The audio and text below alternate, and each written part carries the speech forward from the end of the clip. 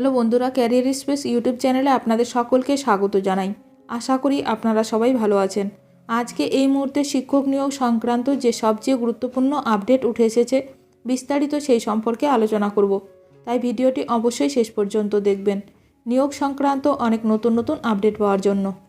যারা চ্যানেলে নতুন তারা চ্যানেলটিকে সাবস্ক্রাইব করে পাশে থাকা বেল বাটনে প্রেস করে অল নোটিফিকেশানটিকে অন করে রাখবেন, কারণ এমন ধরনের লেটেস্ট আপডেট নিয়ে এই চ্যানেলে সবসময় ভিডিও আপলোড করা হয়ে থাকে। প্রাথমিকের শিক্ষক নিয়োগ সংক্রান্ত গুরুত্বপূর্ণ নির্দেশ দিল প্রাথমিক শিক্ষা পর্ষদ। যে সমস্ত প্রার্থীদের স্টেট কাউন্সেলিং হয়ে গেছে তারা যে জেলা বেছে নিয়েছেন সেই ডিপিএসসিতে দ্রুত খোঁজ নিন।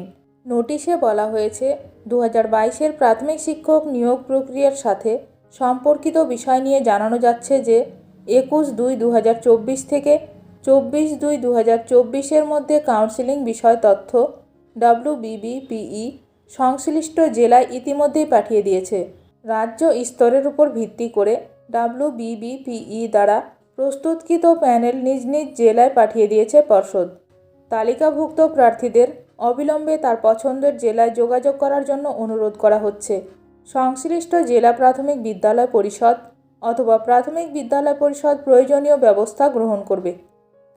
প্রসঙ্গত উল্লেখ্য, প্রাথমিকের অধিকাংশই শিক্ষক পদে কাজে যোগ দিয়েছেন।